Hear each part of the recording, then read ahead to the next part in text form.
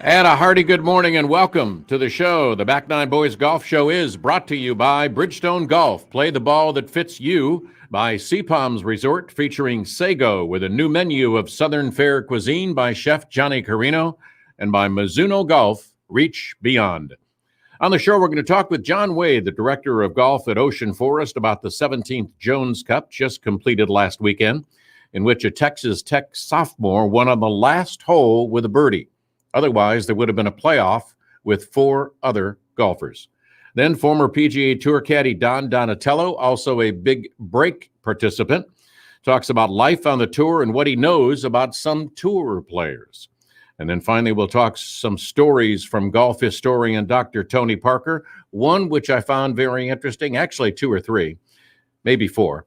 But this one, Davis Love let Michael Jordan use his driver, and MJ broke it just prior to a tournament.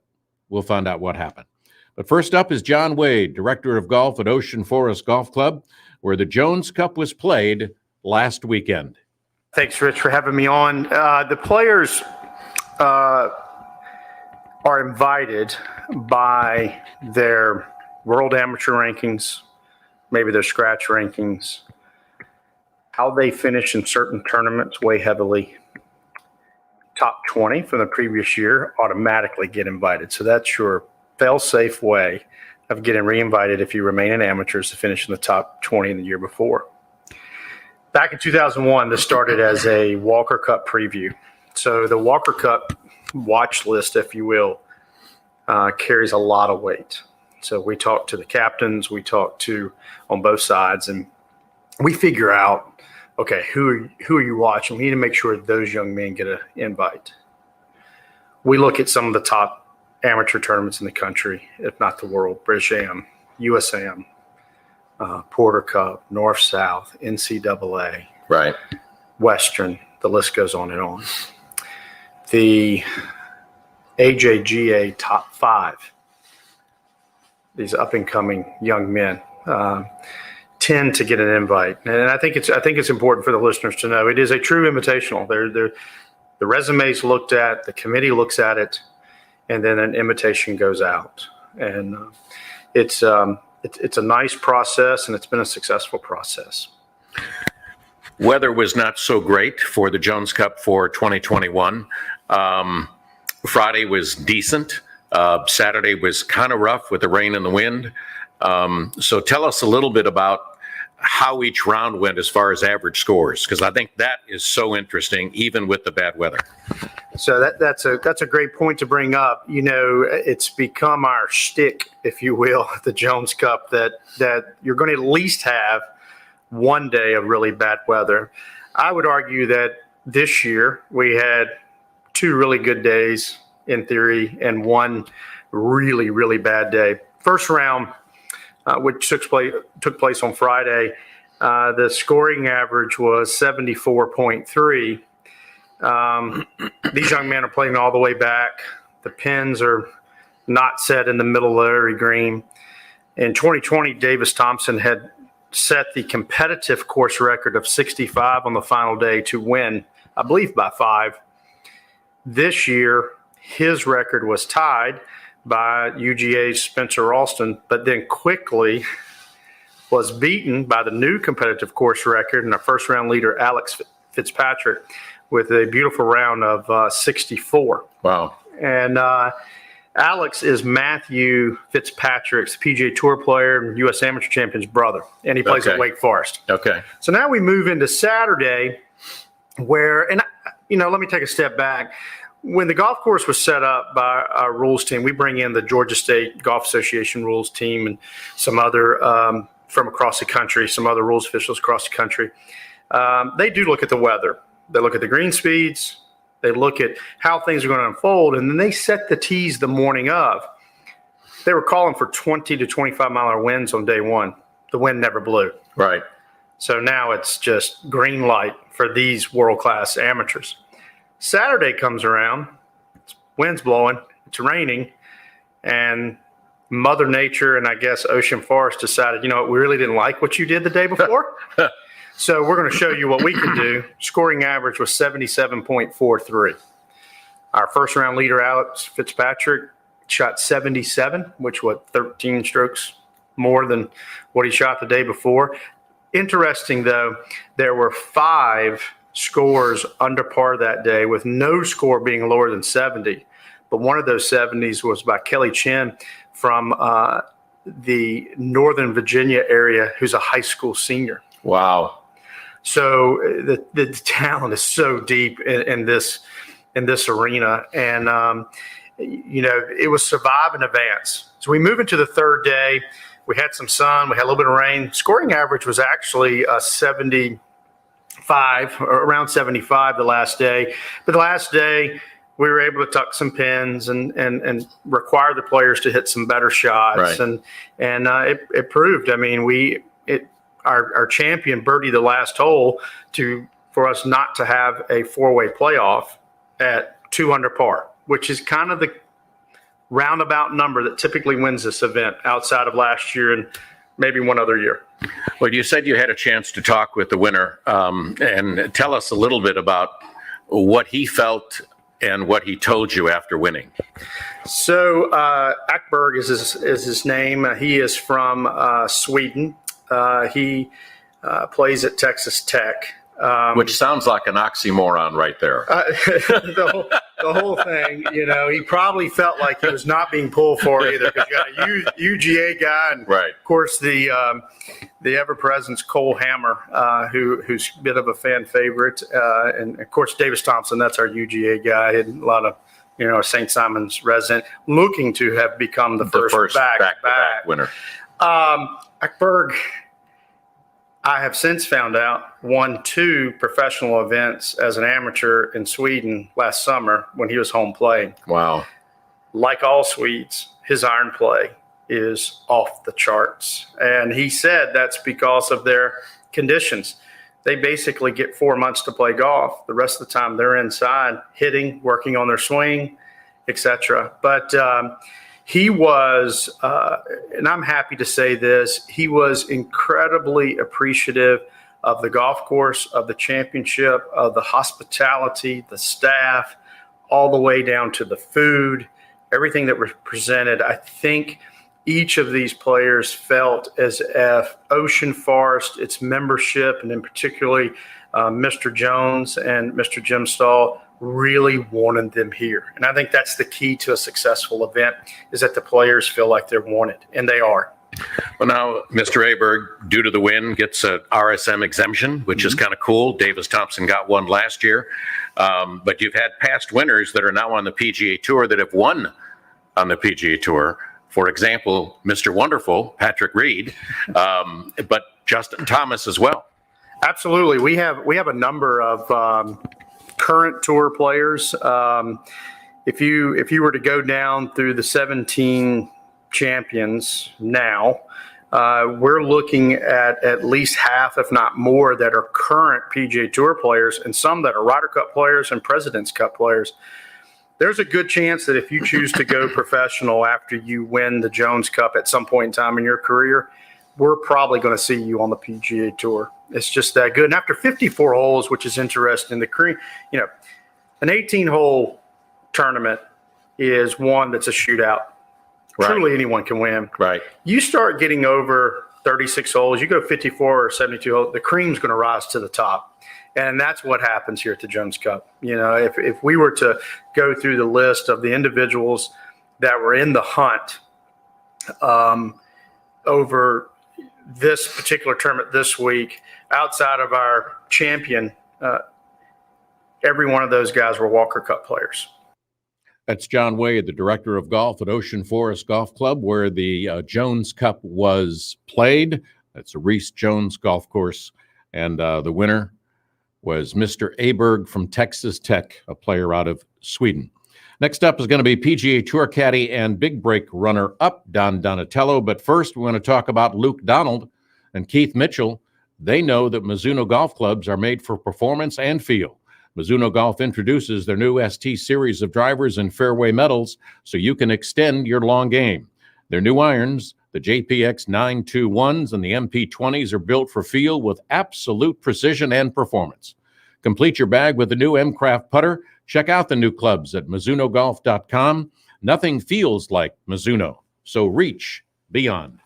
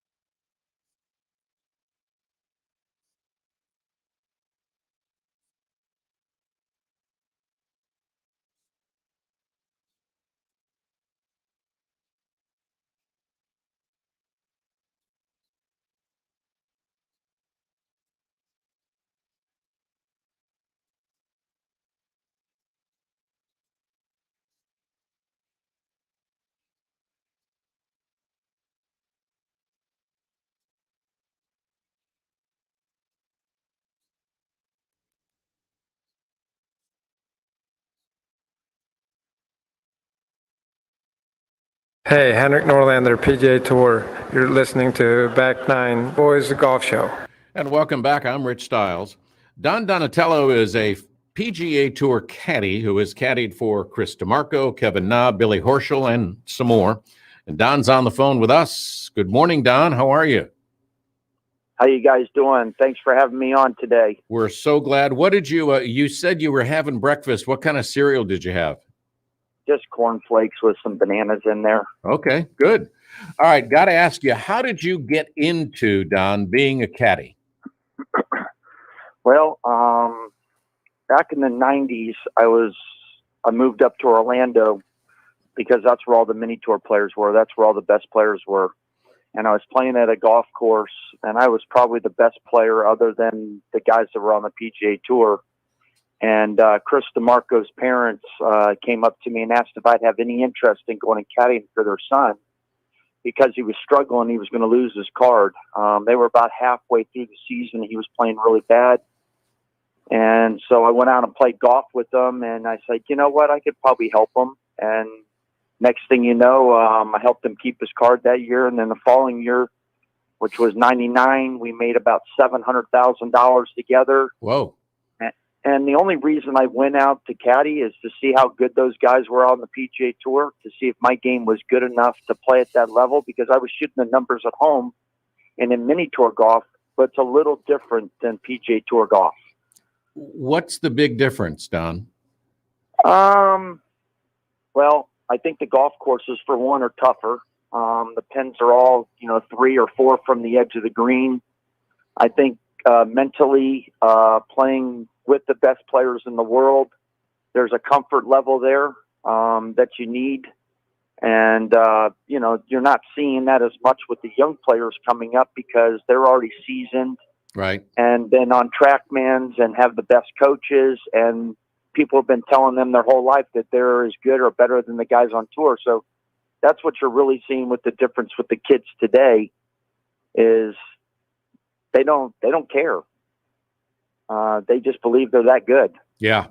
Yeah. They're coming out of high school and college much more mentally prepared, physically prepared, and their game is really good because they can go right out and win. Yeah, exactly. And that's what you're seeing with them. But yeah, that's how I got my start caddying. It was at a golf course called Heathrow Country Club. Know it well. And yep. And it's a very good golf course. And, I was shooting probably anywhere from 62 to 66 every day there.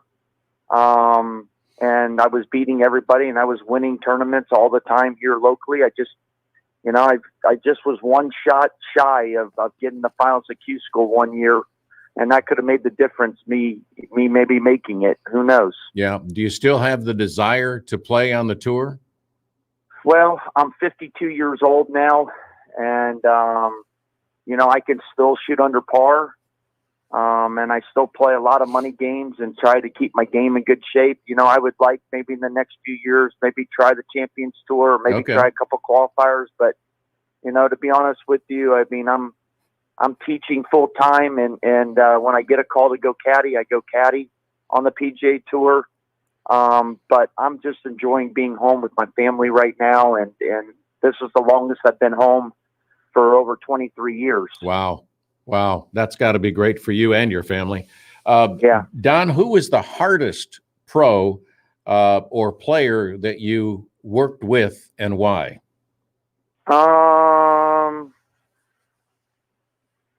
Probably, I had a bunch of them.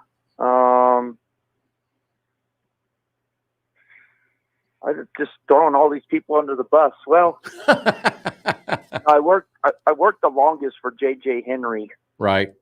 And he was the toughest, Okay. the toughest. And some of the reasons why is because he would see trouble out there and he would try to shy away from it.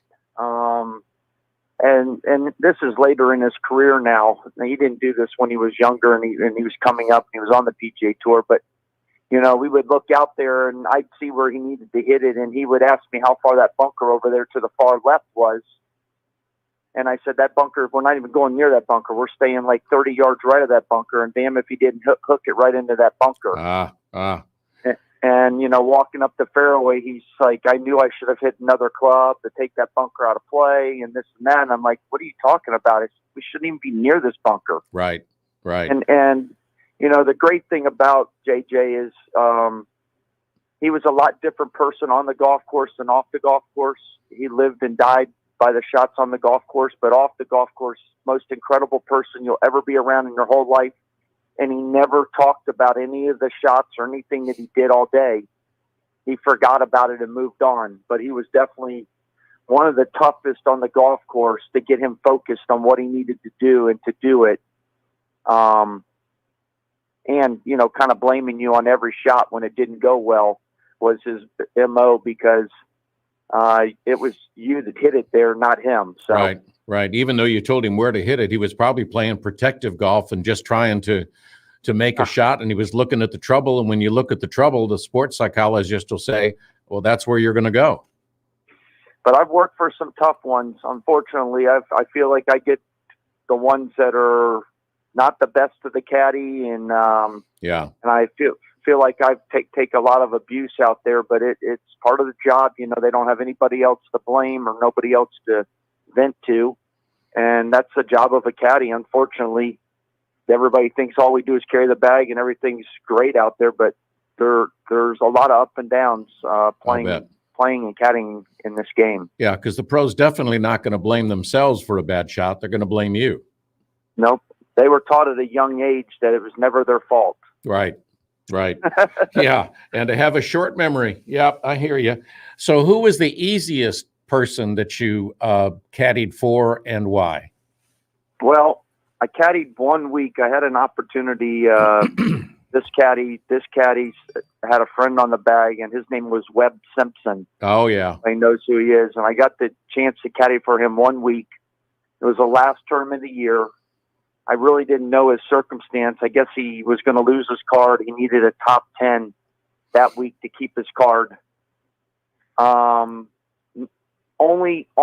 been late to the golf course once in my whole life, where I tried to take a different route and showed up. My player was on the range, but with Webb Simpson, he called me Thursday morning. I was up getting ready, take a shower. He says, you know, I wanted to know where the bag was. And I said, well, it's down in the bag room, just under the clubhouse. I go, you know, are you okay? He goes, yeah. He goes, I'm just going to get the bag and start practice. And I said, okay, I'll be there in about, 45 minutes for our tee time. He goes, you know, we go off in an hour, right? And I said, what are you talking about? He goes, yeah, we go off in an hour. This is my first day I've got to work for Webb Simpson. Wow. And I said, I'll be right there. He goes, don't worry. Take your time. He goes, I'm going to shoot 66 today. No worries. I show up. Everybody's giving me crap that I'm late. He goes out and he shoots 66 the first round. Wow. And the final round, he shot 63 to finish, like, I think 5th or 6th place to get his card, keep his card. And to make a long story short, he goes on and wins U.S. Open, goes on and wins, I don't know how much he's won now, 35 or 40, $50 million he's won since then. Yeah, he's done pretty well. But for him to be that calm, knowing that he had his job on the line and that it was okay, everything was going to be okay. Most players would have gone off the deep end. You might not even caddy that day. Right. You know, but one of the nicest guys I've ever worked for was him, and I only worked 1 week for him. He is a great guy. I just can't keep up with him when he's on the golf course. Exactly. Just a good guy. How do you go about, and do you still have a desire to go about getting on a bag for somebody? Well, that's the tough thing. You know, not to knock any of these players, but out of sight, out of mind. Right. Even though I feel like I'm one of the best caddies on the PGA Tour, when you're not seen, they forget you. Right. Life at that level, and probably in any sport, it goes very quickly. The weeks become weeks and weeks, and then the next thing you know, 3 weeks are gone, and you wonder, God, really, it's already the end of the year already. Yeah. And so I have called agents. I have called players, my fellow caddies. I've talked to them all the time. The problem with it is when bags open up, they're gone very quick. A bag could open up. I get the agent a call, and they've already set up. So most of these players, when they're making changes like this, Right. will already have something already set up before they're going to let their caddy go already. Okay. And it seems to be, Don, that, some of these guys, I saw Ollie Snyderjans yesterday, and he used to have Damon Green on the bag, and I know he's had some others, but I asked him who his caddy was, and he said his brother. It seems to be some of these players are bringing family in, not only to help them income-wise, but they feel more comfortable, providing they know the game of golf? Well, part of that reason is COVID. I don't know if you all know, but on the PGA Tour, we're in a pretty good bubble, tight bubble there. Yeah. Really, we go from the hotel to the golf course. The golf course provides food for us most of the time. We take it back to the hotel. We're stuck in our hotel. Most of the gyms at the hotels are closed. So you're really staying in your room all the time. So a lot of these players are bringing friends and family out because now they have somebody to hang out with and talk with. They can play cards in the room, or Right. they can have somebody to be around, or PlayStation 5 or whatever. And there are players that are bringing family. There's a lot of brothers out on tour that are working for their brother, Right. to help them out because it's hard to find jobs right now. Yeah. Good For point. some of these people. So, Don, what does the year look like? Are you going to just probably, unless you get a bag, you're just going to teach more? Yeah, I mean, I got a call. I got a call Tuesday of San Diego, which is Torrey Pines, which is the Farmers Insurance, from Bill Haas, that he was the first alternate. Did I want to come? And here I am living in Florida, and I'm like, here's an opportunity. Let me go help him. Maybe he'll do well. Maybe I'll get a chance to caddy again. And so I went there. He got in. He made his first cut in 6 tournaments, and what an unbelievable player he still is, Bill Haas. And but he already had somebody set up this week in Pebble. So I possibly, if I worked 10, 12, 15 tournaments a year on the PGA Tour, and I was home the rest of the time teaching, I'd be perfectly fine with that because Okay. I still love caddying. Yeah. But I am enjoying teaching, helping people enjoy this great game that I love, and sharing my knowledge. The knowledge I have over 35 years of playing golf, it's unbelievable. And I never realized that I was this knowledgeable until I started teaching, and I have to help people that are beginners and people that are great players too already, that are trying to make it to the next level.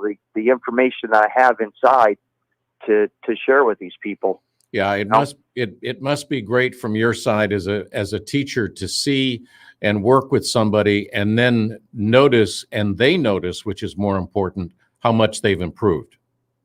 Yeah, it's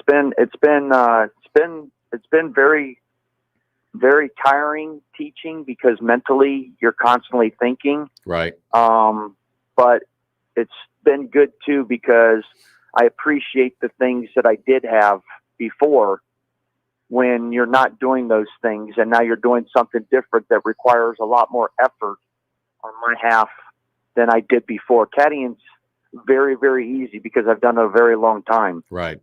Kind of second nature to what you do out there. Yeah. Yeah. So what's your favorite golf course that you've been on over the past 35 years, Donnie? Well, I mean, it's hard to take away from Pebble Beach. It's hard to take away from, any Torrey Pines golf courses. Anytime you get on the ocean and you get on the water, it's just absolutely beautiful. Yeah. I think. And I'm not a big fan of California at all. I've got to pay double taxes for California. I had to pay taxes out of the check that I made from Bill Haas, and I got to pay taxes on the money he sends me here when I do file my taxes for next year. Right. I don't like California at all, but Yeah. some of the most prettiest places are in Monterey Peninsula area, all along that coast. Yeah. And then obviously Torrey Pines, if you've ever been there, some of the views looking into the water and looking over, all those different, cities, and it's pretty. Yeah, it is. They do have some great views out Del there. Mar area. You can see Del Mar, downtown Del Mar. And it's stunning. All right. One last question. What's your favorite place to eat on tour? Well, that's a good one because there's a bunch of great steakhouse. Oh, I'm sure. we I'm go sure. to that are local places. Yeah. Wow, that's a tough one. The sad thing about it is we're all a nature of consistency and sticking to things. So when I go on the road, I find myself going to the same places like P.F. Chang and Chipotle and Oh yeah. and like Chick-fil-A and all these places because I know that it's consistent. But we do go to some pretty cool steakhouses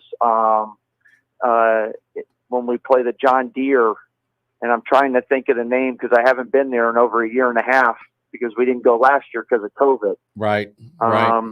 You might have to check back in with me next time. All right. And I'll have a list of great restaurants for your viewers that are in those areas that want to go have great food that they've never had. Well, I know you like Southern Soul that's down here. Southern Soul's awesome. Yeah, that's another place that is a small family-owned place, but the food is really good. Yeah, exceptional. Don, I can't thank you enough. Appreciate you being with us. Thank you. Thank you. Appreciate it, guys. All right. Good luck. Don Donatello, PGA Tour caddy, now doing a lot of teaching. Would he get back on the tour?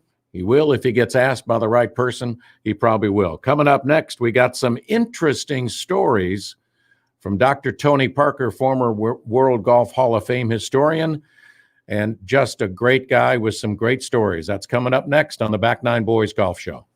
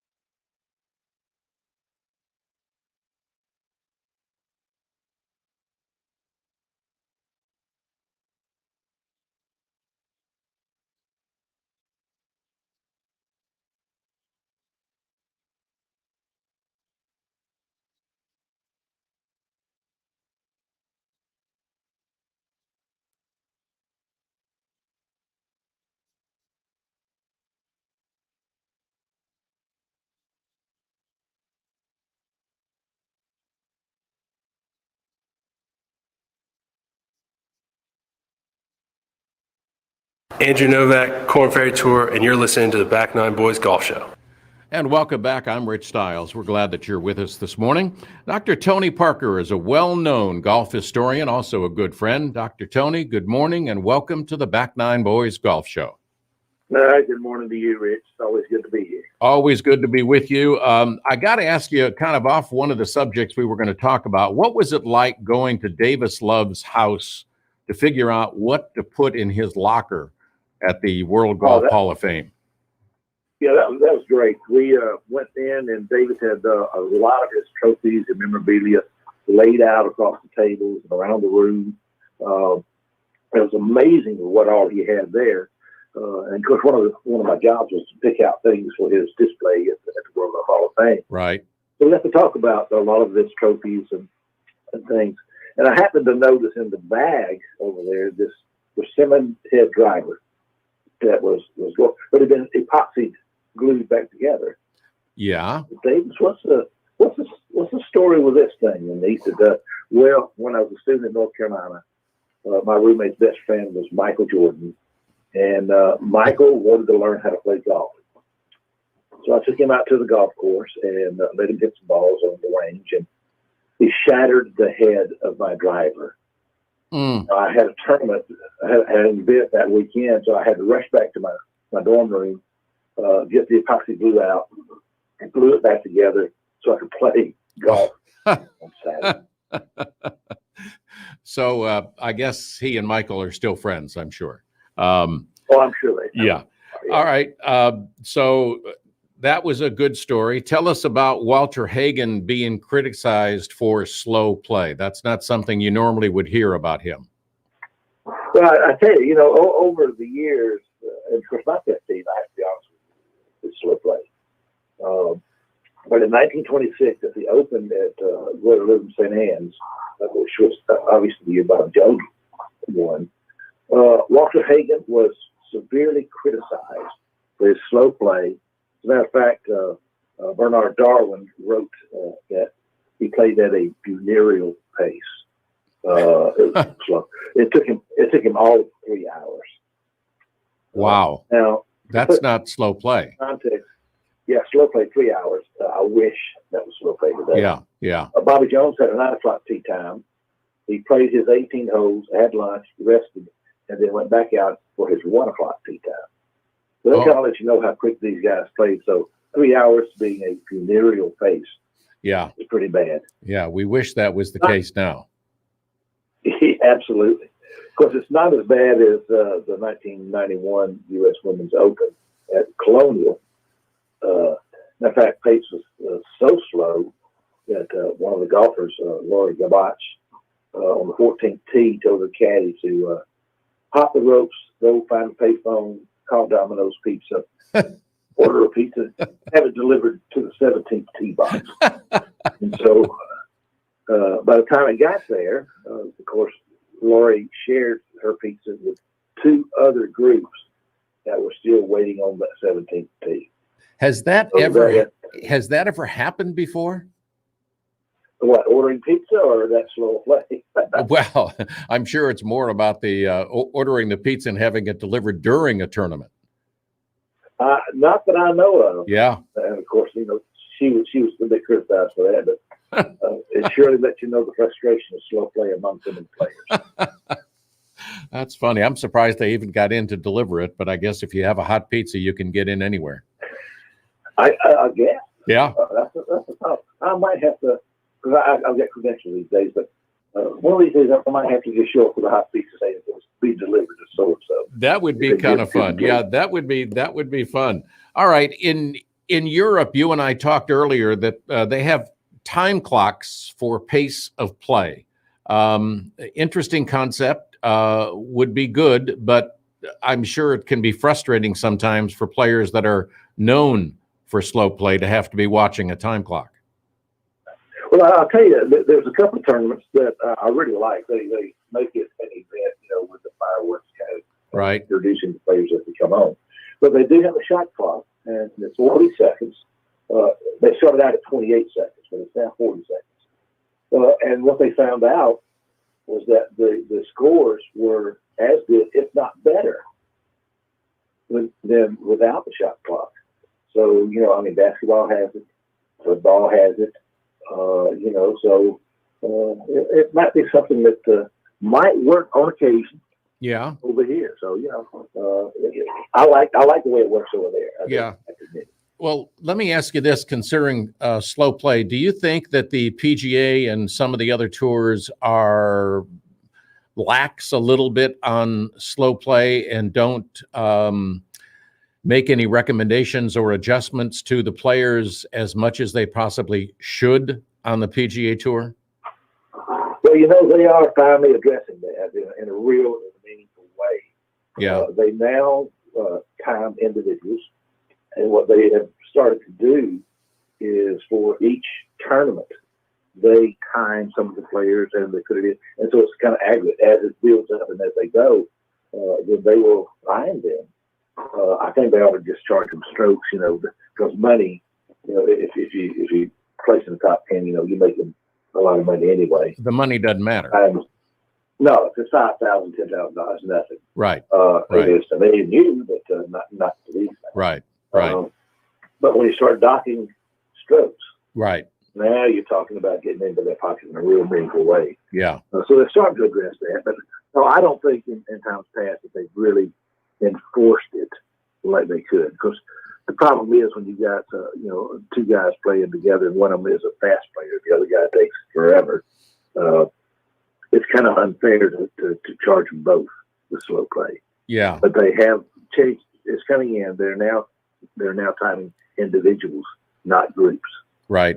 I remember one tournament several years ago where Rory Sabatini walked off of the green, was going to the next tee while Ben Crane was still going through his process prior to putting. Yeah. I've seen them do that quite often, certainly at the Open Championships. Yeah. And one year at Truden, that happened quite often, actually. Yeah. And it just happened to be with Ben Crane. Yeah. And a couple other guys I can name, but Yeah. I won't. But we Everybody won't. knows who they are. Yep, you got it. All right. A lot of talk nowadays is about the golf ball and distance. I mean, it's being brought up every year. Jack Nicklaus seems to be behind some of that talk and some of that discussions to try and, change the golf ball. Do you think it's really necessary? And why is Jack so, bent on trying to get the golf ball changed so it doesn't go so far?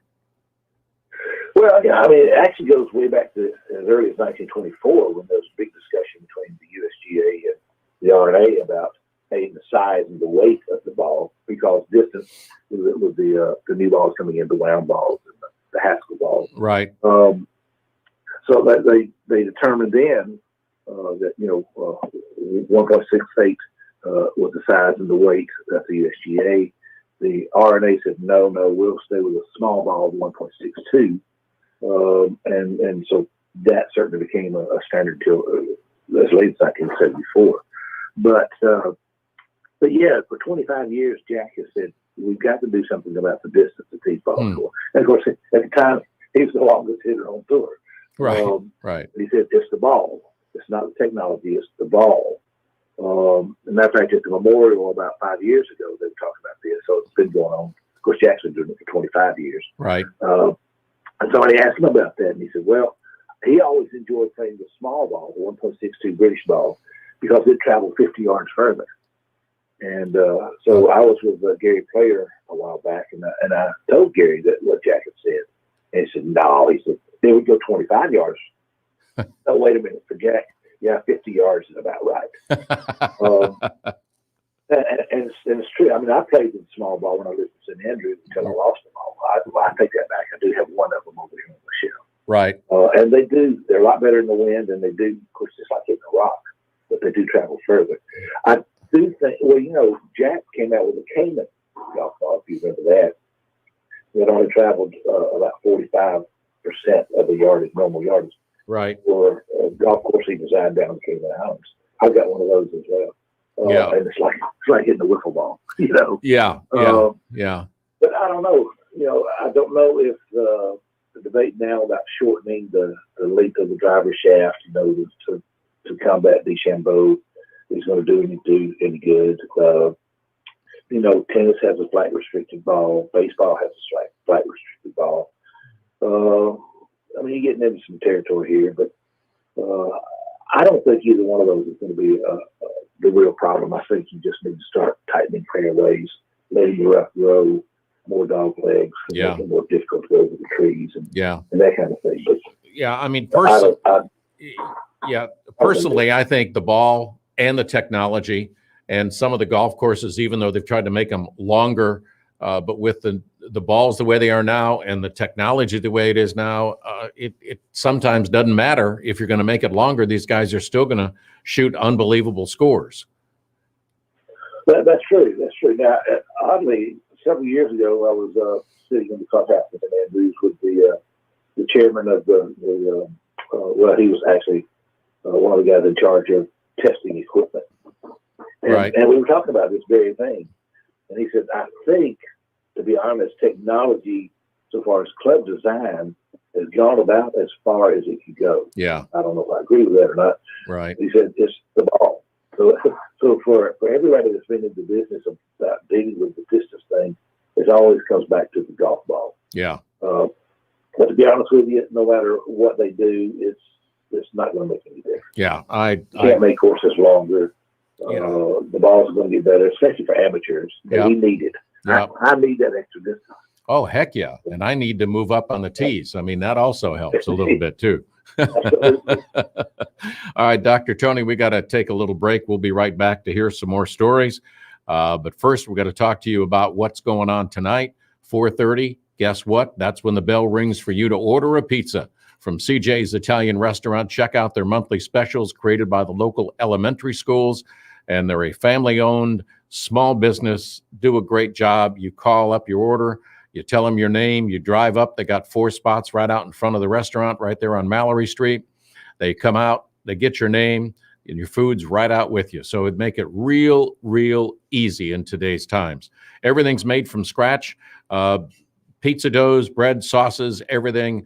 It's just mouth-watering to even talk about it right now. But you've got to check out their deep dish pizza, which is incredible, as well as their thin crust. So CJ's Italian Restaurant's got to be on a list for you sometime this week, maybe tonight. Check out their full menu at cjsitalianrestaurant.com.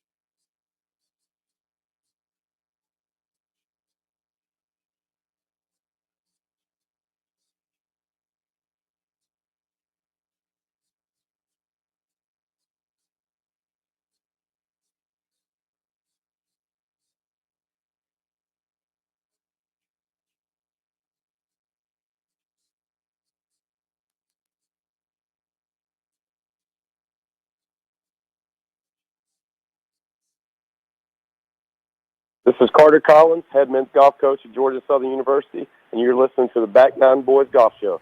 And welcome back. I'm Rich Stiles. We're on the phone with Dr. Tony Parker, well-known golf historian, trying to get some gossip on the world of golf or stories from the tour. Tony, we talked a little bit about on the phone this week about Ian Woosman, who won the Masters, but he also had other trophies. Yeah, it's funny. Ian is the guy you want to sit down and have a pint with at some point. Yeah. He's hilarious and fun guy to be with.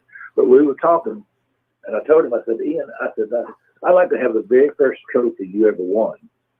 And he looked at me and he said, why would you want that? It's not for golf. I said, yeah, I know. I said, it's for boxing. And he said, how did you know that? I said, well, it's what I do. I said, but he was 8 years old, and he was at a Butlins summer camp over in the UK. Yeah. And he won a boxing tournament and got a free vacation for his family for the following year. So he loved that boxing. Wow. So while we were talking about that, of course, it only stands about maybe 4 inches tall, maybe 3 inches tall, one of those little plastic cups. Right. But it's over the Hall of Fame now. Yeah. But then I asked him, I said, now, Ian, I also want your snooker cue. And he said, why do you want a snooker cue? He said, Americans don't know anything about snooker. And I said, well, I know that you in 2000 was elected as the World Snooker Association president. And he said, yeah. he told me, he said, I said, how did you get into that? He said, well, over in the UK in particular, every golf club, you've got the golf, but inside they got snooker tables. Yeah. So when we're not in the bar or we're not on the golf course, we're in the snooker room playing. Yeah. So after a while, you get pretty good. Yeah. And so he met with the professional snooker players and got to know them. And then next thing you know, he's nominated and elected as president of the World Snooker Association. Well, my dad used to play snooker, and I marveled at how he went around a table. It was just incredible. All right, Lee Trevino, always known for stories, always. Yeah. I mean, there's just a lot. I mean, there's a lot of stories. We got about a minute and a half left. Tell us about a couple stories that you know about Lee Trevino, especially from some charity events. Well, I'll tell you, I was lucky enough to play golf out at Preston Trails with Lee last year, and David Drayle, who's a good friend of mine. And he tells stories the entire time he's playing golf. And yeah. We go in for lunch, and there's about 6 of us sitting around at the table, and we're talking about strange events. And he's got tons and tons of them. But he said he was playing a charity tournament one time, and he got paired with this fella. For sake of anonymity, we'll call him Little Anthony. We got about less than a minute. Little Anthony was an enforcer for a local family business. Right. And so anyway, they're getting up to the turn, and Lee said, Little Anthony asked him, said, Lee, how we doing? And Lee said, well, we're a couple of shots behind, I think. And he said, we just need to play better. And Little Anthony said, no, I can fix that. Give me the card. So a little peasant golfer. And of course, Lee said, well, you don't argue with him. But he said, but we did go on to win. Yeah, you bet. Tony, I can't thank you enough for all the stories. We got to do it again. We'll come. I'm sure you've got many, many more, but I just appreciate your time. Thanks for being with us. Glad to be there. All right. Dr. Tony Parker, former golf historian at the World Golf Hall of Fame, just loves all these history, got all kinds of stories. We'll get some more from him a little bit later. We want to thank you for being with us this Saturday morning, 8 to 9, every Saturday and Sunday morning on ESPNCoastal.com and on Back9Boys.com. Thank you for being with us. We'll talk to you next week. Take care. All in the fairway. It's good. Listening to the Back Nine Boys Golf Show with Rich Stiles. Go to Back9Boys.com for all things golf whenever you want it. We'll be back next week with an all-new Back Nine Boys at